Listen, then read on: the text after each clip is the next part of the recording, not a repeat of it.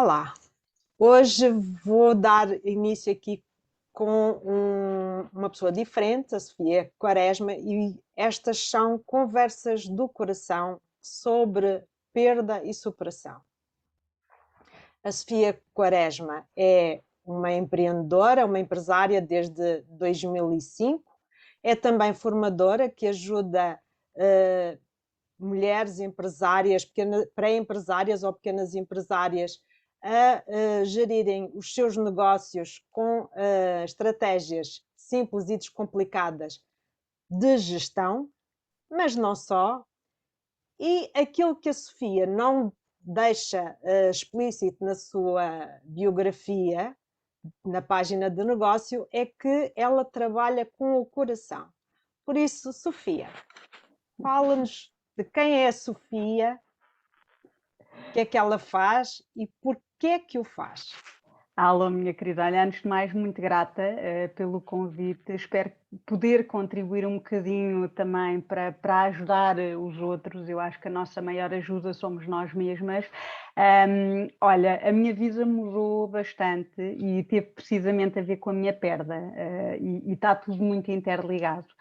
Eu sou de gestão e eu costumo dizer que sou de gestão, mas de gestão não sabia nada. Em 2005 tive uma gravidez de risco, que não foi uma perda, portanto correu tudo muito bem, só que naquele processo de estar em repouso absoluto tive muito tempo para pensar no que queria e no que não queria. E eu na altura estava numa multinacional, no departamento de marketing, e eu nem senti a minha gravidez, Ana. Eu fiquei grávida e a coisa era de tal maneira grave, era tão workaholic e tão dedicada que não sentia a minha filha, portanto não me sentia ficar grávida. Depois soube que estava grávida, mas não a sentia sequer. E fui obrigada ao 6º mês a vir para casa, porque ela já estava em posição de sair, portanto estava ali com um risco iminente e eu tive que parar. E foi nessa altura que comecei a repensar a minha vida e dei então a volta criando um projeto próprio, um franchise de ensino de inglês, porque achei que era o mais fácil, era a chave na mão.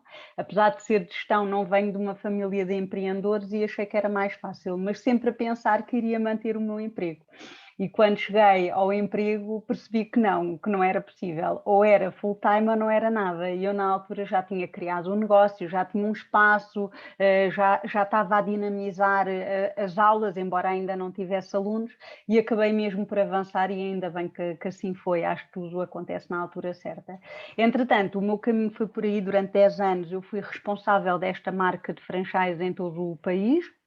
Mudei a minha vida em 2015, quando percebi que não tinha tempo para mim e ainda bem que o fiz, porque ao mudar de negócio eu tive muito tempo para acompanhar o meu pai no momento em que ele mais precisou de mim.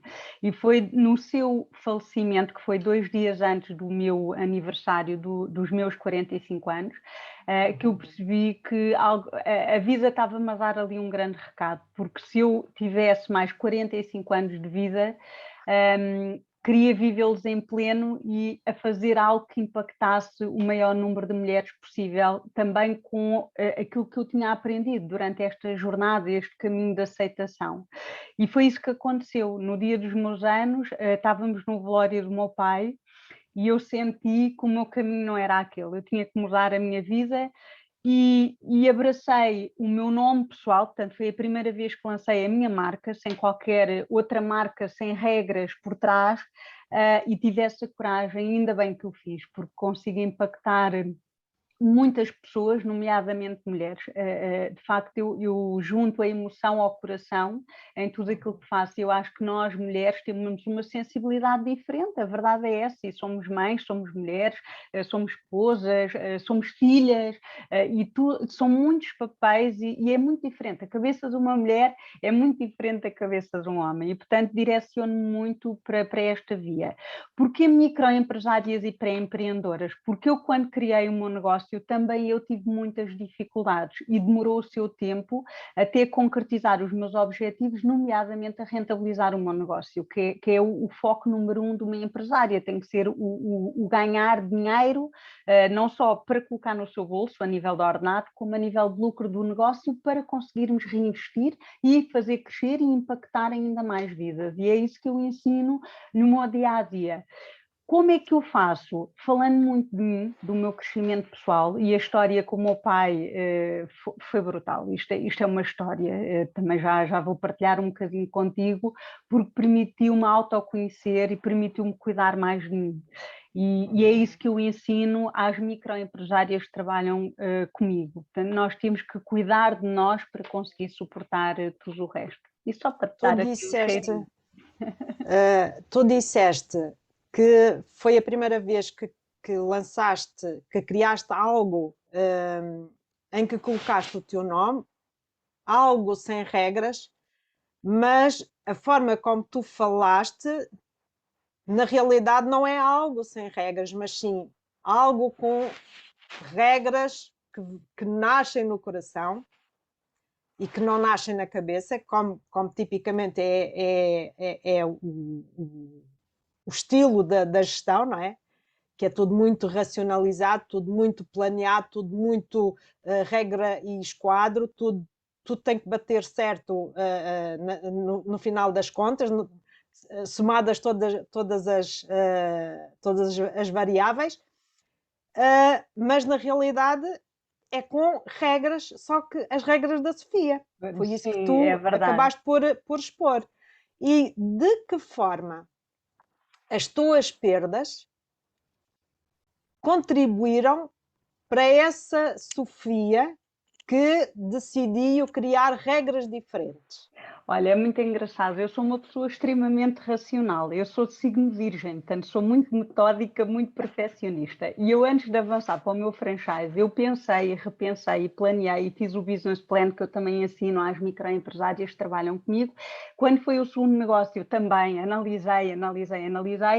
E é o que tu dizes, quando o meu pai faleceu, eu dei um salto de fé. Eu acreditei em algo maior e sabia e sei que o meu pai está comigo. E isto, se calhar, pode ser disparatado para muitas pessoas, mas quem faz esta ligação depois a algo maior, independentemente de ser um Deus ou um universo, o que vocês quiserem, eu acho que é isto que nos protege para a vida e é uma gratidão gigante. E então, o que é que eu acabei por fazer? Eu lancei-me com o coração. Depois tive necessidade de me agarrar a outro tipo de pessoas e de mentores e de grupos, não é? E é daí que também nos conhecemos, porque nós sentimos-nos um pouco sozinhas e, portanto, e depois a Sim. parte racional vem, mas é o que tu dizes, Ana Paula, se não fosse o coração, eu nunca teria avançado desta maneira. E há pessoas que me dizem, porque foi no meio da pandemia, portanto, o meu negócio é um negócio pandémico, como eu costumo dizer. E há pessoas que me perguntam, mas tu não tens medo? Mas medo de quê? Não tenho medo. Porque quando tu tens uma dor tão grande para trás, e tu sabes como é que é, quando temos uma dor tão grande, nós deixamos de ter medo. A verdade é Uhum. essa, porque já nos roubaram uma parte muito importante da nossa vida. Portanto, não temos medo, nós aprendemos a confiar.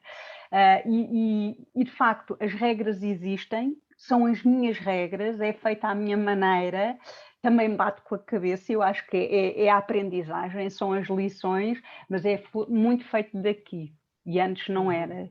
E esse foi o meu grande crescimento pessoal em todo este processo e ao longo de toda a minha vida, mas de facto a situação com o meu pai fez-me crescer muito enquanto tudo, enquanto mulher, enquanto pessoa, enquanto mãe, enquanto filha também, nós aprendemos muito, e enquanto empresária, as prioridades mudam bastante, nós damos mais valor a determinadas coisas, respeitamos mais os outros, começamos a ouvir também do coração a outra pessoa, que nem Uhum. sempre o que ela verbaliza é o que de facto está a sentir. Eu acho que ganhamos aqui uma forma diferente de lidar com as coisas e de viver o dia a dia, acima de tudo é isso. Quais as características únicas que a Sofia tem que lhe permitiu processar a sua perda, ou na realidade já foram várias, foram diferentes perdas que tu abordaste, que referiste. A mais significativa, eventualmente, terá sido a perda do teu pai. Mas quais são as características únicas que a Sofia tem que lhe permite lidar com as perdas, enfrentar as perdas, com essa compaixão que, pelos vistos, tu descobriste? Olha, eu sou muito determinada e quando nós entramos neste processo, a aceitação não vem em primeiro lugar de todo. Eu costumo dizer isto Concordo. tudo aconteceu, e tu sabes, no dia 12 de maio de 2019, o meu pai deu entrada em Santa Maria e eu fiquei cá fora, a minha mãe estava lá dentro e a minha mãe telefona-me a dizer que tinham detectado uma massa no cérebro. E naquele momento o chão abre-se. Eu nem consigo explicar. O chão abre-se, parece que perdemos completamente o chão.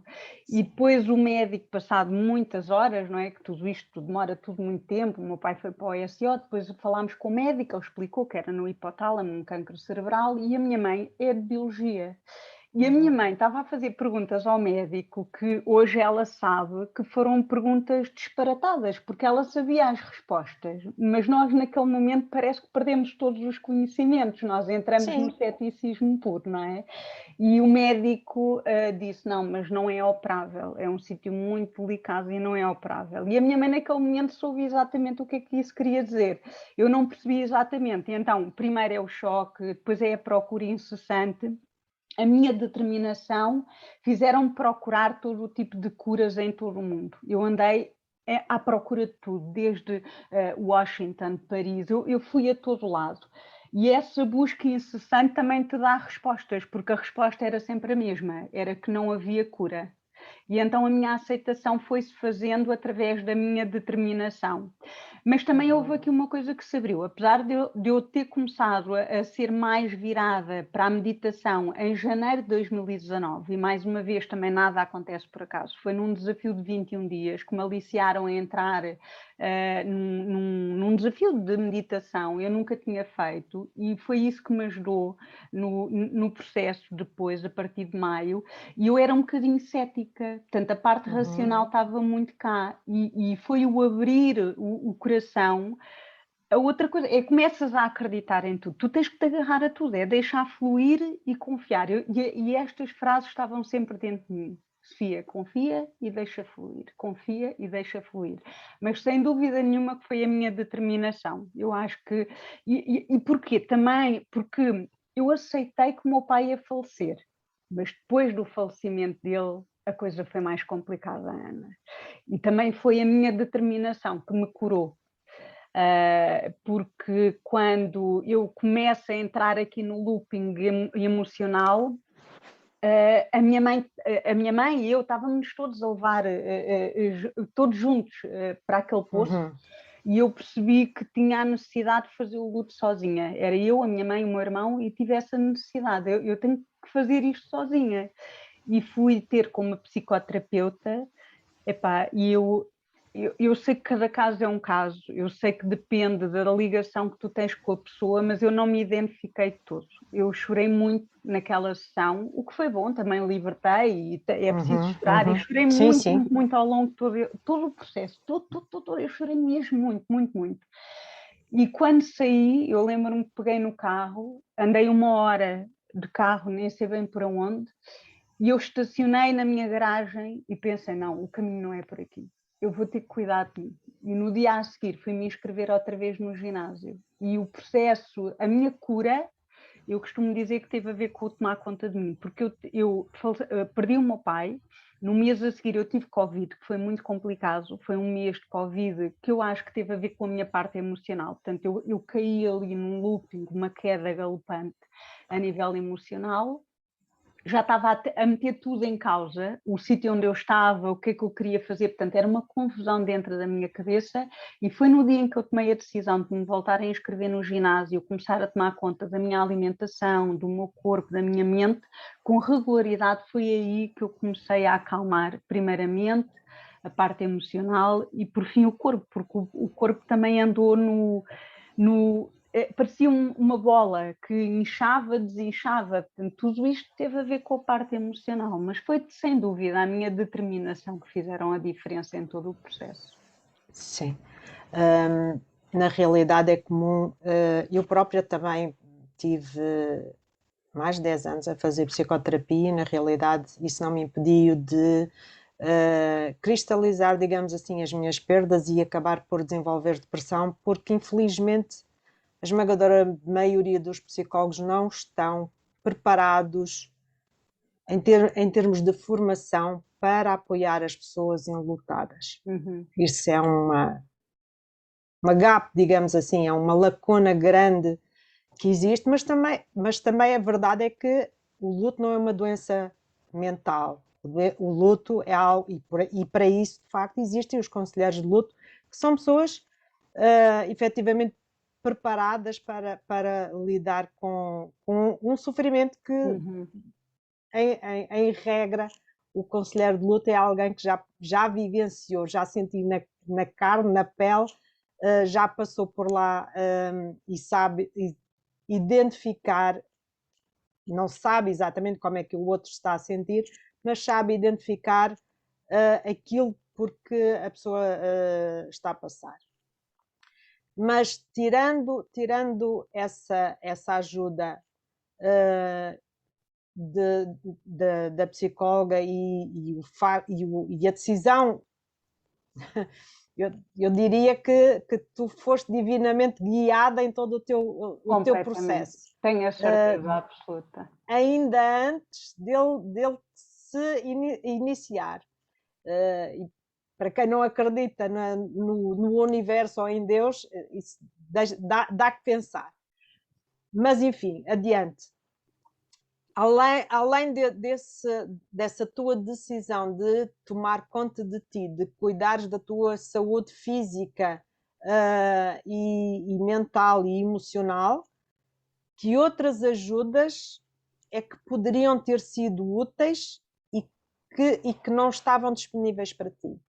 Olha, eu tive aqui outros recursos que eu tive necessidade também, e às vezes dói muito porque a minha mãe no fundo só caiu em si quando foi o falecimento do meu pai, porque ela é que era a cuidadora e é muito diferente sermos os cuidadores e não estarmos lá. Portanto, eu ia todos os dias e estava todos os dias, até porque moro ao lado deles, mas não vivia intensamente 24 horas aquilo, não é? E eu tive necessidade a determinada altura de me afastar um bocadinho do negativismo da minha mãe.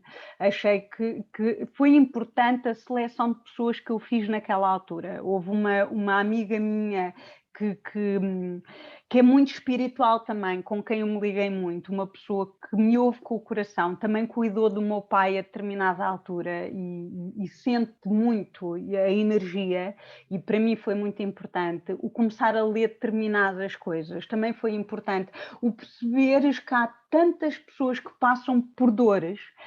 Quando tu começas a ouvir outros mentores e a ler determinados livros, isso também me ajudou a mim. O que é que não esteve à minha disposição? E isto foi desde o início. E foi muito particularmente com a doença, porque o cancro cerebral, infelizmente, não está muito desenvolvido em nível de cura. Não há uma associação para doentes de glioblastoma. É que foi tudo desde o início que foi muito complicado, o saber como é que lidávamos com uma convulsão, o que é que havíamos de fazer. As pessoas não estão preparadas e tratam tecnicamente do doente, mas humanamente não conseguem chegar nem ao doente nem aos familiares. Inclusivamente nós sabemos que há determinados tipos de óleos que são utilizados lá fora e que em Portugal não são permitidos ou que os médicos nem sequer estão abertos para essa parte. Depois do falecimento, parece que fecha-se a porta e acabou o doente. Portanto, parece que fechou-se o processo. Estás a perceber o que eu estou a dizer, Ana Paula? E foi isso que Cada um por si. Cada um por si. Portanto, não houve depois um apoio à família. Não é a agência funerária que tem uma empresa de psicólogos que nos podem ajudar. Mas eu acho que aqui há uma falha da parte do nosso sistema de saúde, porque se o meu pai foi acompanhado, a família também poderia ter sido, e depois da morte não se fecha um processo. Claro que eu sei que há falta de recursos, eu sei disso, eu sei perfeitamente. Agora, é uma falha e eu acho que essa parte falhou. Para mim, especificamente, não, porque, mais uma vez, eu sou muito determinada. Eu não estava a gostar da pessoa que estava a viver naquele momento. Eu sabia que tinha que passar por isso, até para ajudar outras pessoas, porque eu acredito que tenho uma missão. Cada vez que eu conto a minha história, o meu pai está sempre dentro da minha história. E há sempre alguém que se liga a mim através da minha história, ou porque está a passar pelo mesmo, ou porque já passou e entrou em depressão, e vê em mim a coragem, a força que precisam. E eu sinto sinto que esta é a minha missão, mas eu tenho... há uma fragilidade em mim que tem a ver com a minha mãe, porque passado um ano, e fez um ano agora, a minha mãe ainda não conseguiu pedir ajuda, não aceita ajuda, e se calhar, se a própria médica se tivesse encaminhado, ela, como ouvia tanta médica, se calhar teria aceito outro tipo de ajuda, porque aqui nestas situações às vezes não podem ser os familiares diretos. E foi isso que eu e o meu irmão sentimos a determinada altura. Não podíamos ser nós a pressionar, até porque a minha mãe finge muito bem. Era aquilo que tu estavas a dizer há bocado, que nós conhecemos-la muito bem, sabemos que ela não está bem, não queremos pressioná-la, mas ela finge tão bem para os outros que nós chegámos até a falar com amigas da minha mãe e elas só diziam, mas a tua mãe está ótima. E a minha mãe não está ótima. A minha mãe disfarça muito bem, a minha mãe finge muito bem. E eu compreendo, só que tenho algum receio e eu acho que poderia ter sido uma ajuda muito útil se houvesse o encaminhamento específico. E também para medicinas alternativas, que eu acho que, mais uma vez, não estamos preparados, porque o meu pai foi acompanhado com musicoterapia, com meditação, porque o problema dele era o sistema nervoso e depois entrava nas convulsões. Ele teve que aprender a controlar a sua respiração para conseguir evitar mais convulsões. E o hospital isso também não conseguiu. Portanto, eu acho que ainda falta aqui muito trabalho a ser feito.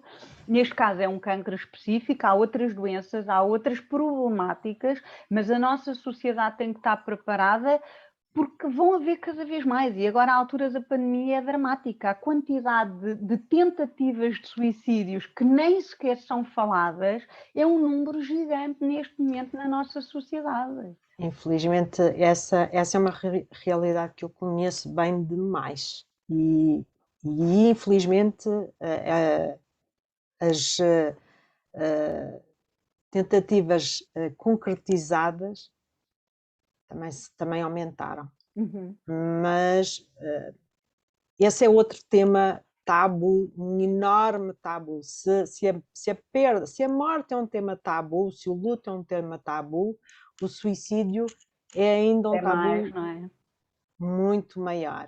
Pois. E até que a nossa sociedade entenda que o suicídio não é mais do que um ato desesperado, um grito de pedido de ajuda, de alguém que vive num sofrimento emocional inominável,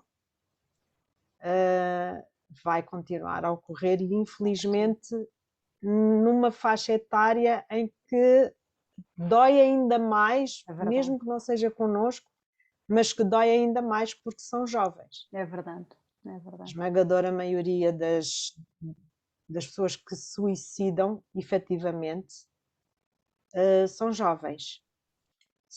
Pessoas que iriam construir o futuro.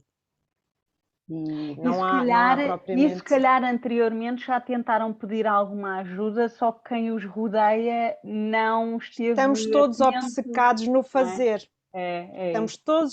Estamos todos como tu estavas em 2005. Tão focados, porque é a realidade com que nós, enquanto sociedade, nos confrontamos. A maioria de nós, e eu própria também vivi aí, focada no fazer mais de 20 anos, e a verdade é que o nosso foco em fazer, em produzir o máximo e o melhor possível para uma entidade empregadora é de tal ordem que nós desligamos não só de nós, mas das pessoas que mais importam, que são a nossa família. Sim, e é engraçado tu tocares agora neste assunto, porque comigo aconteceu isso, eu acho que acontece com todos, porque quando nós estamos muito tempo dedicadas a uma causa, e essa causa pode ser a doença, pode ser o luto, não é? Há uma fragilidade muito grande existente na nossa família, nomeadamente no nosso casamento. Sim. Não é? E nós temos depois que ter tempo para cuidar de nós, porque só assim é que vamos conseguir cuidar das outras pessoas que nos envolvem, porque nem sempre conseguem compreender a nossa dor. sei lá, essa parte é mesmo muito complicada e eu senti isso, tanto com o meu marido como com a minha filha, portanto foram situações diferentes, mas que estavam lá, porque eu primeiro precisei de cuidar de mim, eu não estava bem, e quando tu não Claro. estás bem, nada está bem, a verdade é essa, não é?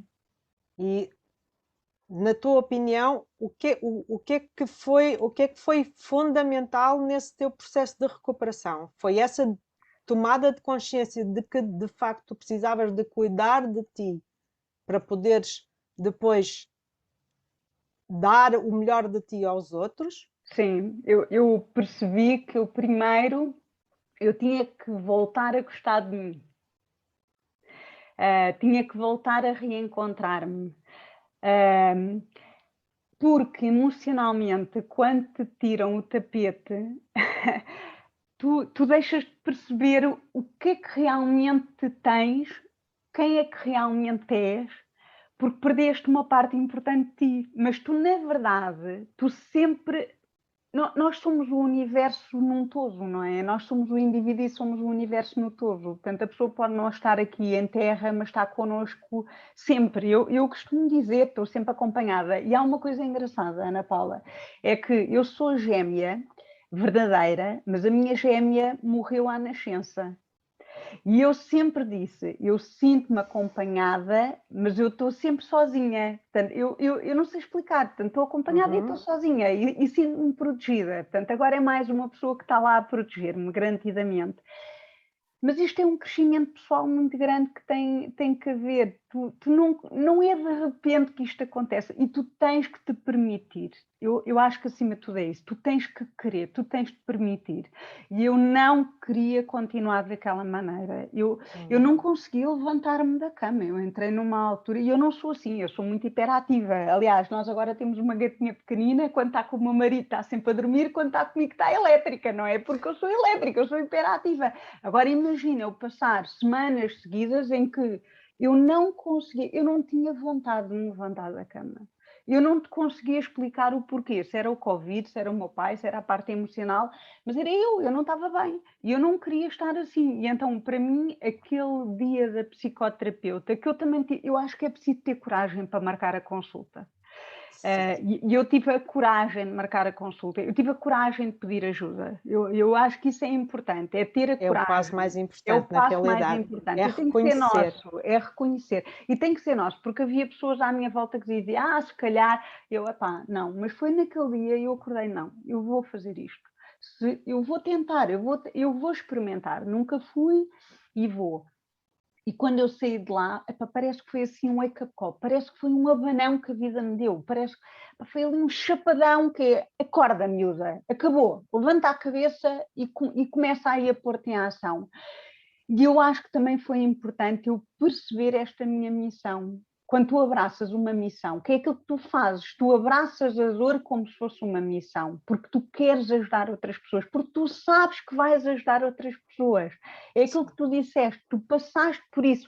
Tu sabes, mesmo que a dor não seja idêntica, que a situação não seja idêntica, o processo é o mesmo, isto é tudo igual, é o choque, é a procura incessante, é a recusa, é tudo, nós vamos passando passo a passo. Ainda há muito pouco tempo eu estive numa formação do Tony Robbins, e já não foi a primeira vez que eu ouvia dizer isso, quando foi a pandemia ele tinha arenas que iam estar repletas de participantes e de repente veio o Covid e os Estados Unidos também começaram a fechar, ele ainda tentou ir para Las Vegas e não conseguiu, e então ele próprio passou por este processo, porque isto também foi uma perda, é o que tu disseste, nós estamos a falar da dor de perder uma pessoa especial, mas pode ser qualquer coisa, não é? Pode ser o perder um emprego, pode ser perder uma amiga, às vezes até pode ser perder alguma coisa de valor. Um animal de estimação. É. Um animal de estimação, mas há pessoas que até passam por isso, por perder até um colar da avó, ou o que Sim, for, não é? sim, sim, sim, E sim. nós temos que lidar com isso. Agora, a dor de perder alguém é muito mais fácil se fosse acompanhada, sem dúvida nenhuma. Eu passei por isto muito sozinha, embora eu tenha uma amiga que passou pelo mesmo há 5 anos atrás e foi uma das pessoas mais importantes. Mais importantes. tudo aquilo que eu sentia, eu falava com ela e ela dizia: Sofia, prepara-te que o passo a seguir é este. Ela ia-me abrindo o caminho e é importante juntar-te a uma pessoa que sabe exatamente o que é que Sim. tu vais passar, porque neste caminho tu vais perder muitas pessoas, mas são as pessoas que também já não interessam na tua vida. Tu vais perder Exato. muitas muitas pessoas. É engraçado que eu publiquei exatamente um post que refere nem mais nem menos do que isso, que com a perda nós sofremos muitas outras perdas, incluindo pessoas. Sim. E é um facto, embora isso cause muita revolta acrescida a pessoas enlutadas, mas é um facto. Primeiro porque nós não estamos habituadas a lidar com a dor. Antes, pelo contrário. Para começo de conversa, nós não estamos habituados a lidar com as nossas emoções, ponto. Sim. E depois, a perda é algo que traz uma verdadeira montanha-russa. É uma avalanche de emoções, mas que ao mesmo tempo é uma montanha-russa que num instante tu estás lá embaixo, como de repente estás lá em Estás lá cima, em cima. e incluindo emoções contraditórias, porque numa hora tu sentes tristeza, mas na outra a seguir sentes raiva, ou até há uma altura em que sentes que te lembras de uma memória feliz e te sai um sorriso e de repente surge a culpa, mas como é que tu podes estar a sorrir, não é? Sim, E sim, portanto, sim. todas estas emoções contraditórias que acabam por complicar o processo e que inclusivamente acabam por desencadear vergonha, muitas delas. E a verdade é que ter alguém que já passou pelo mesmo, ou que sabe, que conhece o mapa, digamos assim, que sabe mais ou menos, embora cada luto seja único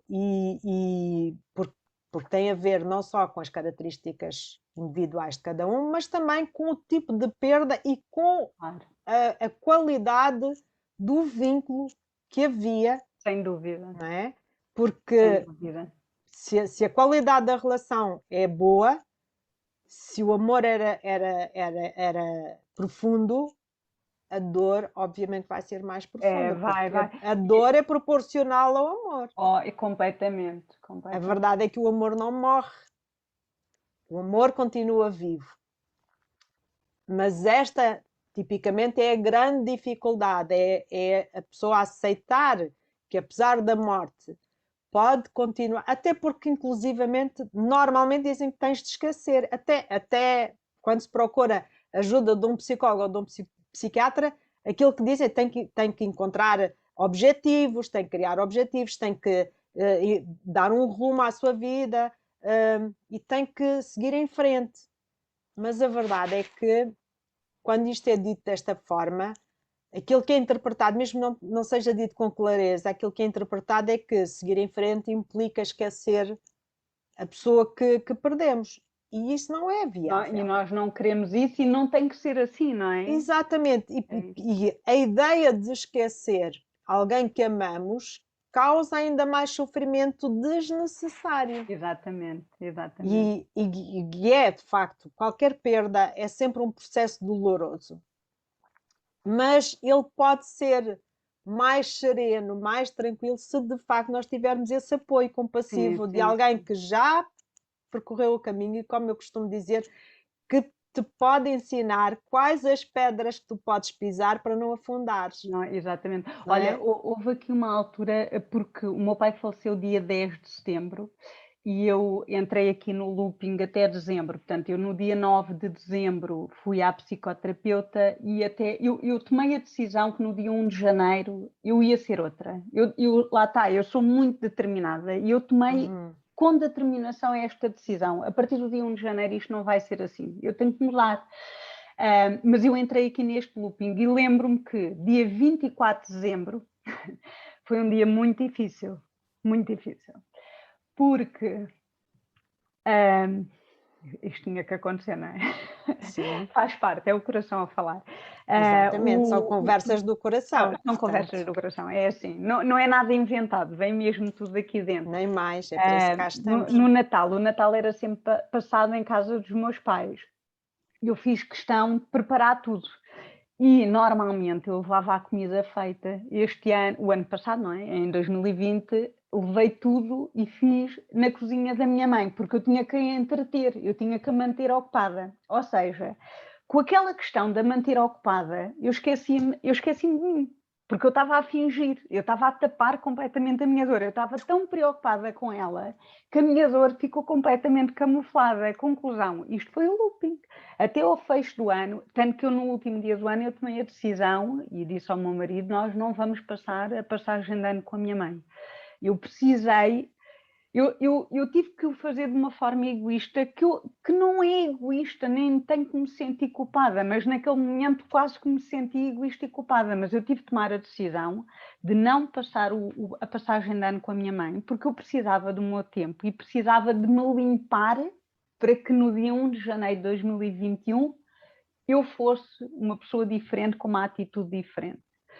E foi isso que eu fiz. Agora, é o que tu dizes, é o medo de dar uma gargalhada. A primeira gargalhada é uma coisa horrível, a pessoa sente-se constrangida e quando se solta sem controlar a gargalhada, passados 5 minutos, pensamos, eu não acredito, eu rimo e não podia, não devia, não é? É tu tentares controlar tudo, mas isto muito por culpa da sociedade, porque a sociedade nos impõe esta questão e nós temos que ser quem somos, temos que sentir o que sentimos.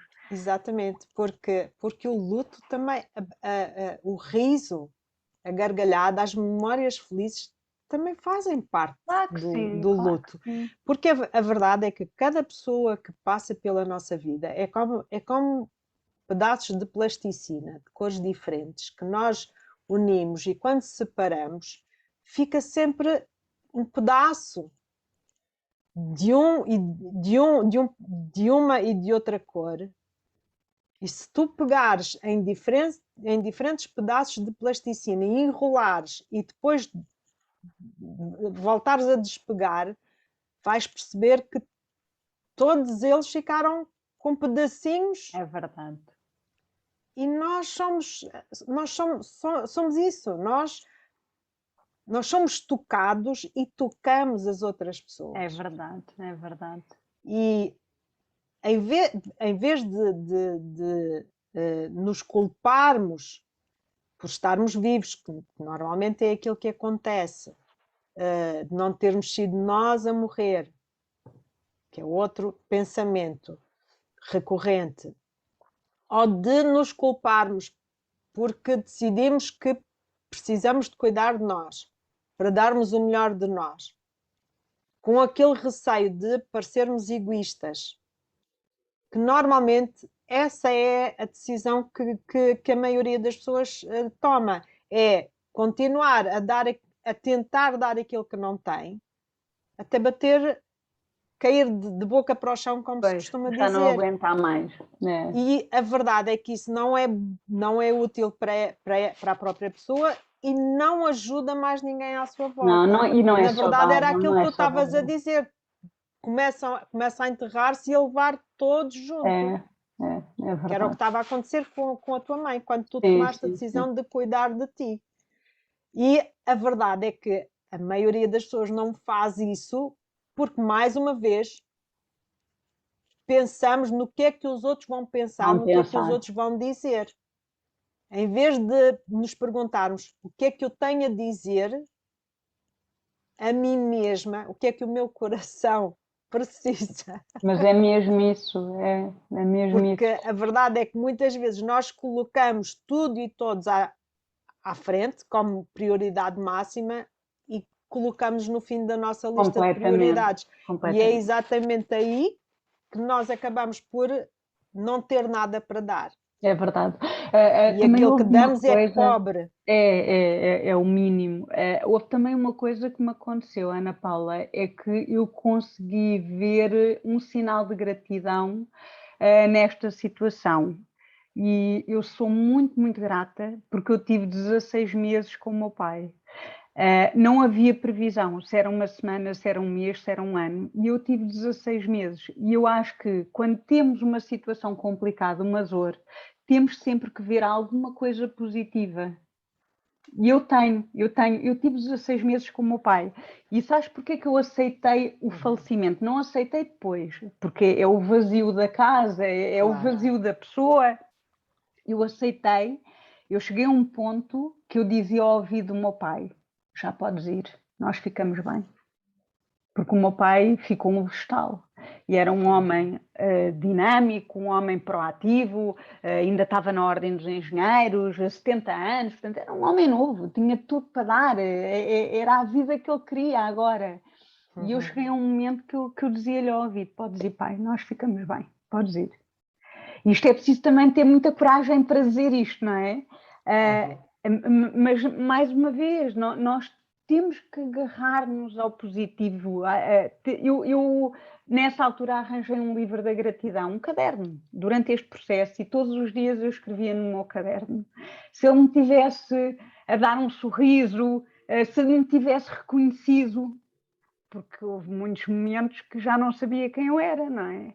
E tens que ser grata, ou uma pessoa que te ajudou, ou tu estares com o coração a bater, às vezes é o simples facto de tu respirares, tens que ser grata, e quando nós nos agarramos à gratidão, e também ao sentido de ajudar as outras pessoas. E foi aqui que eu acho que dei a volta à situação. Eu abracei esta missão para ajudar outras pessoas. E quando tu te sentes útil a ajudar outras pessoas, tu estás também a curar-te a ti própria. Eu acredito muito nisso. Eu acho que tudo o que é terapias pode ajudar, mas quando nós damos a mão a outra pessoa e se houver no fundo, alunas tuas, não é? Pessoas que vão dar-te a mão a ti, eu tenho a certeza que a recuperação delas depois também vai fazer parte da cura de outra pessoa. E é isso que nós temos que pensar. Nós vamos passando a tocha de mão em mão. E isso é maravilhoso, é um caminho maravilhoso. É maravilhoso. E sem Essa dúvida. metáfora é espetacular, passar a tocha. A tocha. Não, eu gosto muito disso, porque é isso, nós não temos que passar a tocha da dor, nós temos que passar a tocha da vida, da Do amor. cura, do amor, é mesmo isso. E É para isso isso. temos que sentir o nosso coração e temos que falar com o nosso coração, que eu acho que nós falamos muito pouco. Temos que fazer perguntas ao coração e ouvir as respostas. E eu acho que aqui, de facto, acredito. Há pessoas que se revoltam com Deus nesta fase. E eu acho que temos que pensar que é algo maior. Eu lembro-me que houve uma grande amiga minha que perdeu o marido também com um cancro há muitos, muitos anos. É das pessoas mais determinadas, mais fortes que eu conheço. E a Paula disse-me: tu tens que perceber que o caminho do teu pai nesta vida acabou. Isto dói ouvir isto. Isto é uma faca. Naquele dia ela disse-me aquilo e eu, pum, aquilo para mim disparou. Mas passados uns meses eu compreendi o que é que ela quis dizer. Agora, tu tens que te permitir a acreditar. Se tu não te permites a acreditar, tu vives na dor. E nós a viver na dor, pá, o que é que estamos aqui a fazer? Nós temos que ter algo maior para fazer aqui, não é? Esse argumento da tua amiga é de facto muito verdadeiro, mas não foi dito de forma muito gentil, podia ter sido. Ela é muito Mas direta eu comigo, compreendo, sim. é uma amizade que temos muito forte. Ela Mas na mas aqui, realidade foi exatamente isso que eu fiz com a minha filha no dia em que o meu filho morreu, que eu também tive essa dureza da realidade com a minha filha, e mais tarde, depois de refletir na forma, mas a verdade é que a minha dor era tão profunda que eu mal conseguia lidar com aquilo que estava a sentir, quanto mais responder às perguntas. E quando ela me perguntou, quando nós regressámos sem ele, ela perguntou: então e o Igor? E eu disse: o Igor morreu. E ela perguntou: então e agora e eu? O que é que vai acontecer comigo? E eu respondi: tu vais viver que ele já não pode. E agora dorme, precisamos todos descansar.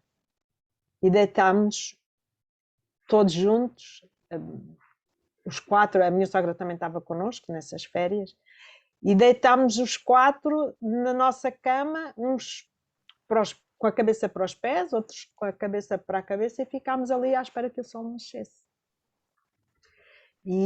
Mas a verdade é que não foi nada gentil dizer isto desta forma à minha filha, mas foi a única forma que eu consegui responder à pergunta dela. Verbalizar. E a realidade, nós precisamos de ajudar os outros a verem a realidade que é e não aquela que gostariam que fosse, mas podemos fazê-lo de forma gentil. E claro, isso foi aquilo que eu tenho estado a aprender estes anos, é que há muita, como dizia a minha mãe, há muita forma de apanhar moscas. Sim, o vinagre sim, não é propriamente. Sim, olha, é engraçado estás a dizer isso e tenho que bater outra vez no mesmo tema, porque até os próprios médicos aqui têm muita dificuldade. Sim. Nós lidamos com os melhores neurologistas, mas lembro-me que o meu pai na altura ainda estava fisicamente bem, aparentemente estava bem, estava a fazer radioterapia, ia começar a quimio e perguntou ao neurologista, então, mas eu vou ficar bom? O meu pai só queria era ficar bom. O meu pai era muito determinado, aceitava tudo, mas só queria era ficar bom. E o médico disse, Senhor António, temos que ser sinceros um para o outro. Não vai acontecer. E eu pensei, a maneira como ele disse, aquilo foi tão seco, foi tão... Mas lá está, os médicos também não estão preparados para lidar com a parte emocional, a parte humana, é tudo muito técnico e depois falha essa parte e lá está. A parte da humanização ainda tem um grande caminho para percorrer, porque na realidade aquilo que se tem, aquilo em que se tem apostado nos últimos, diria, 100 anos, 150 anos, é na desumanização e não o contrário.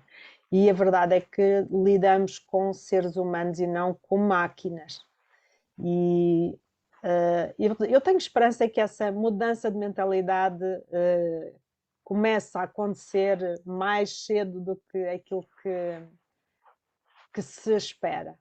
É uma esperança que eu nutro há muito tempo e que acredito que vai acontecer. Eu acho que tem que acontecer, porque é assim, nós agora valorizamos a quantidade à qualidade. É isto que acontece com os médicos, centros de saúde e hospitais, até nos privados, é isso que acontece.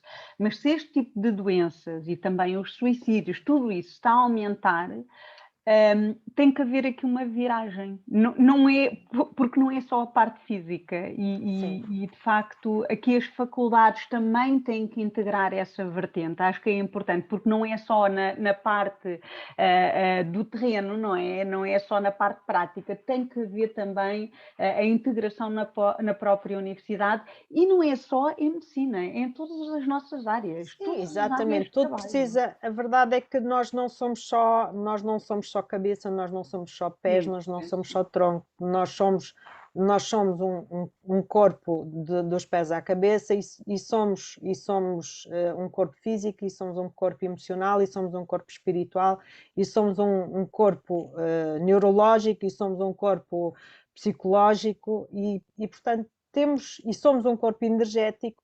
E, portanto, somos muitas coisas tudo está interligado. E infelizmente, começou-se a lidar com o ser humano como se fosse partes. E não podemos preocupar-nos com uma parte e descurar as outras. A outra. E sabes que é engraçado estarmos a falar disso, porque eu lido com microempresárias e grande parte das microempresárias, quando olha para o negócio, é um negócio, mas não é um negócio. O negócio é o resultado de muita coisa que não está trabalhada para trás e por isso é que eu trabalho. Eu se calhar sou muito diferente das business trainers e business coaches que andam por aí, porque eu trabalho muito a parte energética, a parte do eu, a parte da saúde, a parte do autocuidado, muito antes do negócio, porque tu só tens resultados na tua vida quando tu cuidas de toda essa parte, no corpo no todo, não é? Em todos os chakras, o que tu quiseres.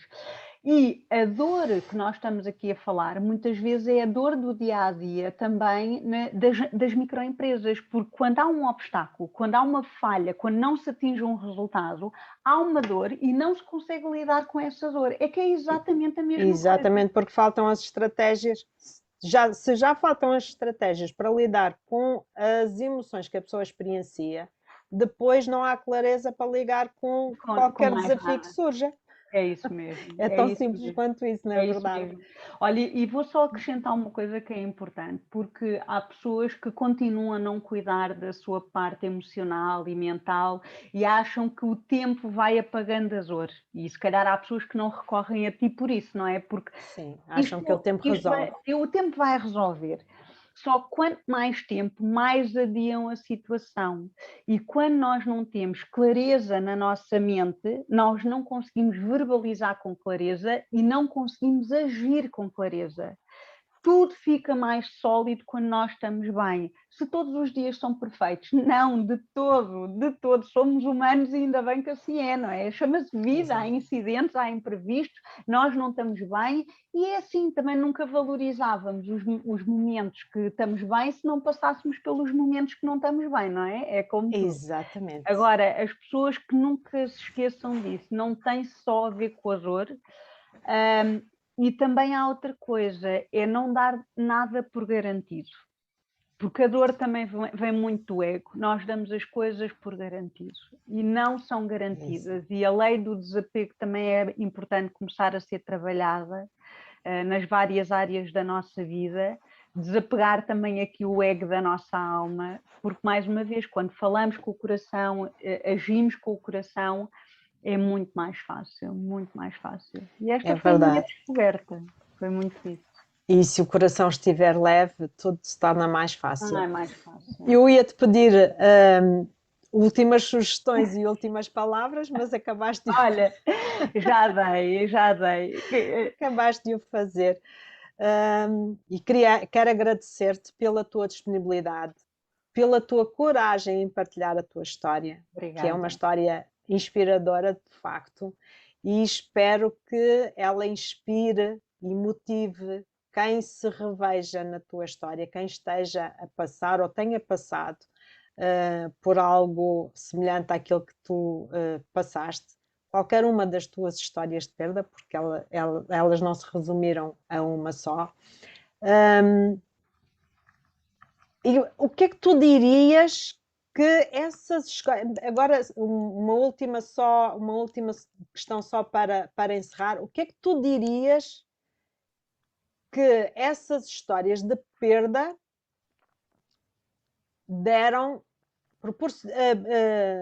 representaram no crescimento da Sofia? De que forma é que elas foram o trampolim, digamos assim, para o crescimento da Sofia? Olha, eu costumo dizer que foi nos meus piores momentos que eu criei os meus melhores momentos. E eu considero a minha vida como um autêntico puzzle. As peças vão se encaixando na perfeição.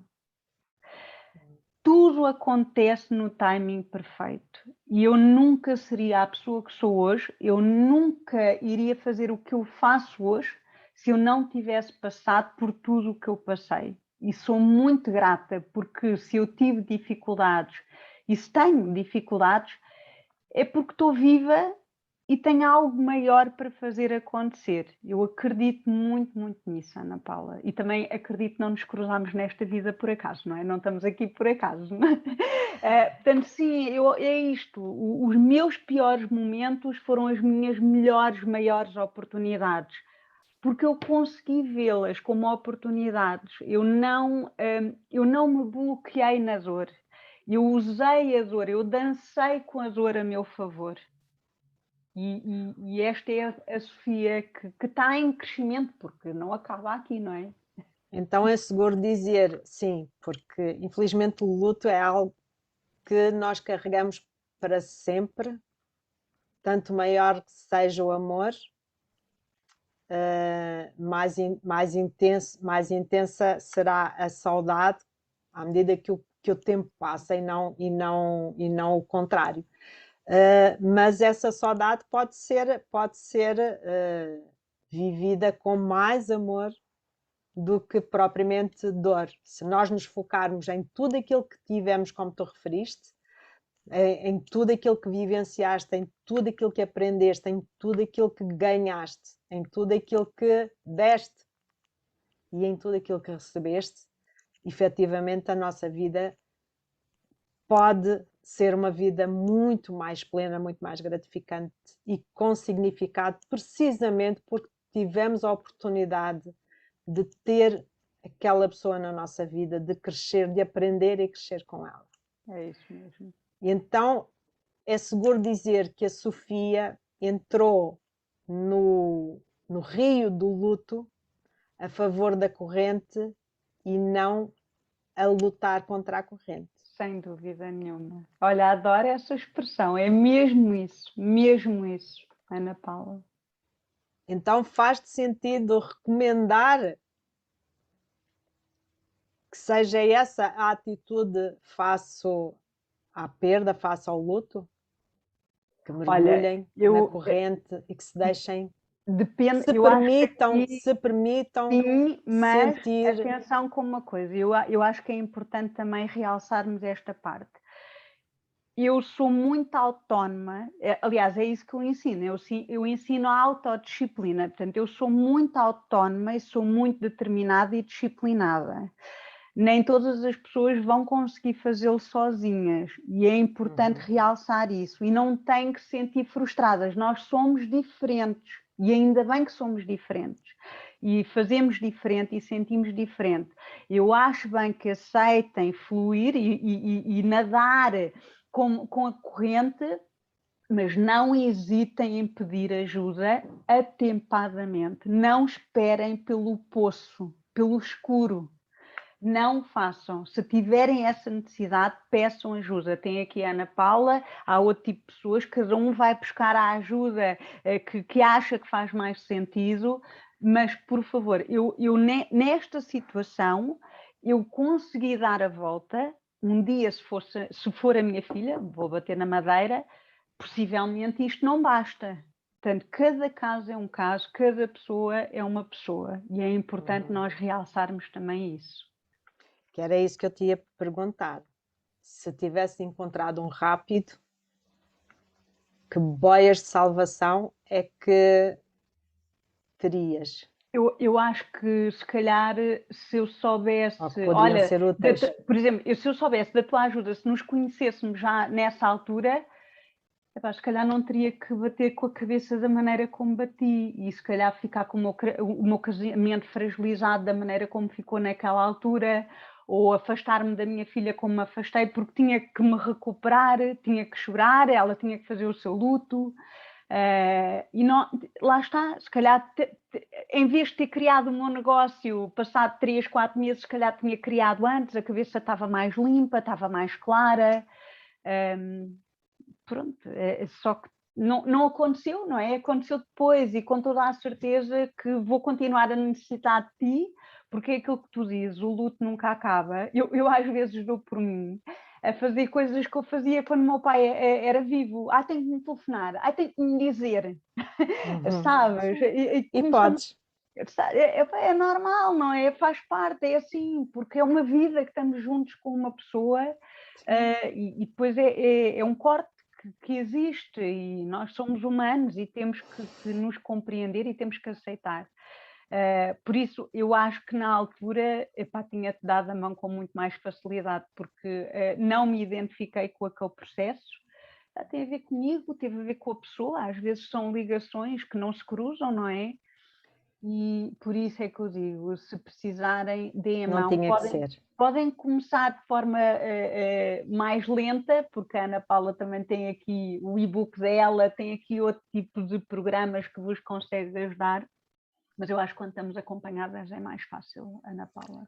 Sem dúvida. Acho que sim. E não é só no luto. Sim, não é só no luto, é verdade, é verdade. De facto, há um provérbio, salvo erro, chinês que diz caminhar só fortalecemos a relação connosco, caminhar acompanhado, fortalecemos a relação com os outros. E é exatamente isso. Nós, quando estamos sozinhas, temos que nos fortalecer a nós, porque não temos aonde ir buscar outros recursos.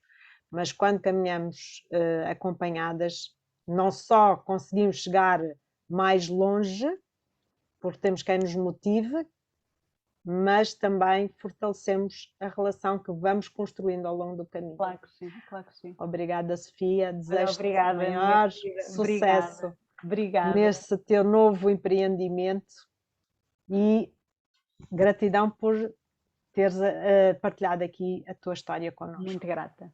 Felicidades.